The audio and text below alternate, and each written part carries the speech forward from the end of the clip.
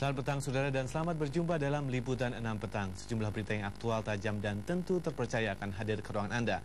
Antara lain tentang pengambil alihan kantor DPP PDI serta serangkaian laporan dari Atlanta.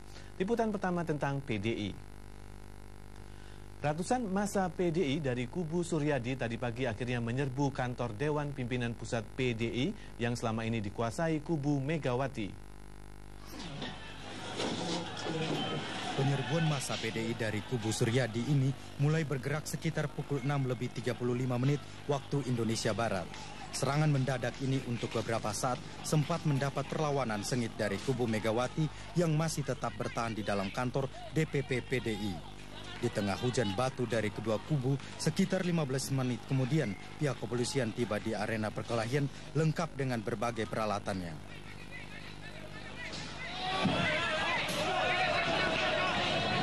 Kedatangan para pendukung kubu Suryadi ini dari arah Hotel Indonesia dan pada awalnya mereka melambaikan tangannya dengan menggunakan ciri khas Partai Demokrasi Indonesia.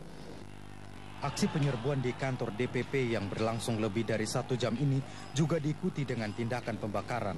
Sebanyak 2 unit sepeda motor yang diparkir di depan kantor DPP PDI hangus dibakar massa. Aksi massa ini selain memacetkan lalu lintas dan mengganggu lingkungan di sekitarnya, juga aktivitas belajar di sebuah sekolah menengah pertama yang terletak hanya beberapa meter dari kantor DPP PDI terpaksa diliburkan. Beberapa akses jalan keluar dan masuk ke kantor DPP PDI terpaksa ditutup karena khawatir menjadi sasaran massa. Sejumlah kendaraan berat dan tim anti huru-hara dikerahkan guna mencegah timbulnya kerusakan lebih jauh. Reporter Riyadi Lazwardi dan Nanang Supriyani melaporkan. Setelah perkelahian terjadi selama sekitar 2,5 jam, kubu Suryadi akhirnya berhasil menduduki kantor DPP PDI. Korban berjatuhan dari 2 kubu, baik luka berat maupun ringan. Jadi gambarnya udah dapat dengan Yadi bang. Desakan kubu Suryadi yang jumlahnya jauh lebih besar tak dapat lagi dibendung kubu Megawati yang mencoba bertahan di dalam kantor DPP PDI.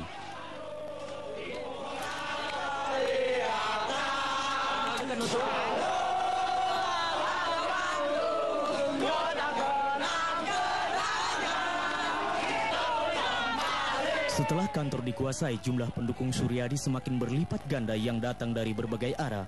Mereka meneriakkan yel-yel kemenangan. 45 hari kantor ini disalahgunakan. Nah, oleh karenanya, saudara-saudara, kita telah mengembalikan kantor ini dengan baik.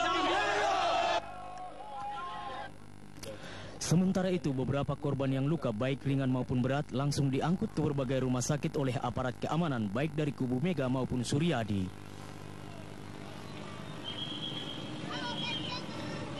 Setelah diambil alih oleh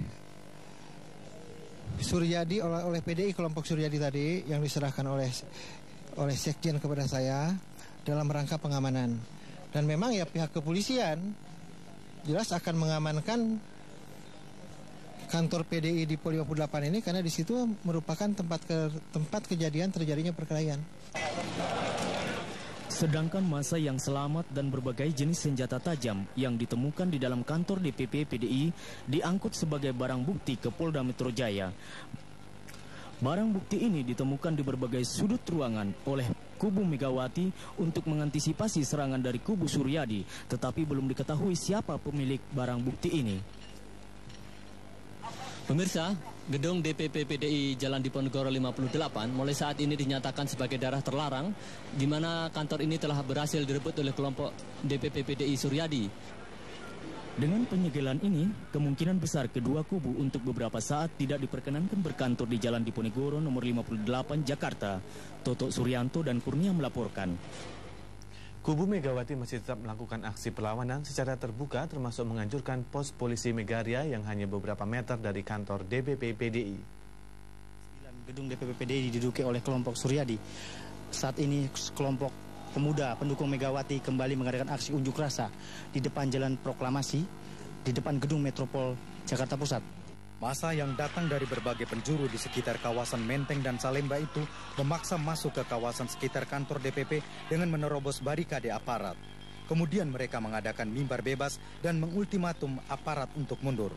Namun aksi itu urung terlaksana karena secara mendadak massa dari arah Pasar Cikini dan arah RSCM melempari barikade aparat dan pos polisi Megaria yang mengakibatkan kerusakan di pos polisi dan sejumlah kendaraan aparat. Namun sambil bergerak mundur, massa justru membakar kendaraan aparat, bis, sepeda motor yang diparkir di sekitar stasiun kereta api Cikini, RSCM, dan Jalan Salemba. Sementara itu, 4 orang yang berhasil melarikan diri dari kantor DPP PDI berada di kediaman Megawati di Jalan Kebagusan 4. Sedangkan suasana di kediaman Megawati ini nampak normal tanpa dihadiri massa. Demikian juga dengan Megawati, menurut penjaga rumah sedang keluar rumah tanpa diketahui di mana keberadaannya. Sekitar pukul 2 siang, Alex Litai dengan kendaraan kijang memasuki kediaman Megawati, namun ia juga menolak ditemui wartawan. Reporter Janus Yaan dan juru kamera Yahdi Jamhur melaporkan.